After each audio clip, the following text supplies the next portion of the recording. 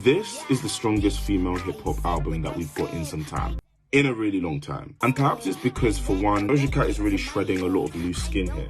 Specifically influenced by boom bap, she asserts herself as a rapper rather than a pop star. And I think it says a lot about the female rap genre, as this does seem to be the aim, to be a pop star, in the way they not only craft music, but the way they mold their public personas. And that's what Doja's really been trying to dismantle with this album rollout. She doesn't wish to be this figure that caters to the imagination of the public. Now, when I listen to Doja Cat's first 3 albums and compare them to Scarlet, do I think it's much different? Not at all. And that's part of how Doja has really alienated herself from a lot of listeners, by making intentionally transgressive statements regarding her music and career. An interesting thing is transgression is at the very fabric of what pop culture is. So in that sense, I can admire it. I think this fascinating narrative and thematic exploration on Scarlet, on navigating fame and finding sense of self, has been compromised a little bit by her actions. Which is why part of me thinks this album will really age well with consumers, as they basically start to forget the outrage, some of it being just hysteric, and some of it valid. In fact, this album made me reflect on Mr. Morale and the Big Steppers,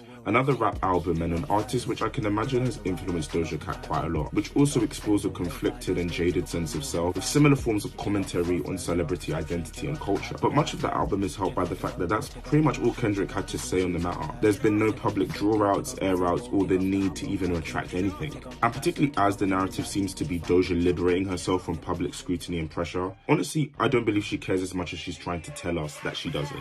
And that's what she needs to be honest, because she is an artist. You make and you put out music for people to listen, to dissect, and have a reaction. Fundamentally, you do care.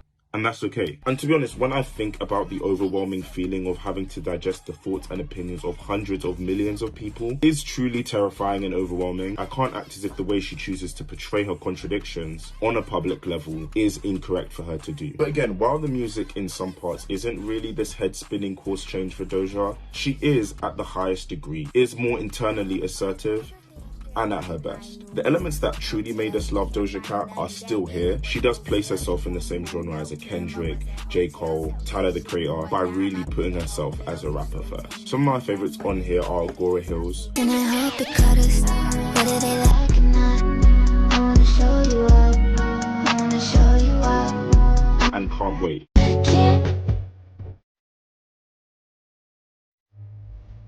which illustrates exactly what I've said. She's been able to go into the direction that she feels most validated in, but she's able to maintain the quality which she is best known and loved by the public, being a complete fucking weirdo. Listen to Scarlet by Doja Cat and follow from the pop culture discourse and knowledge.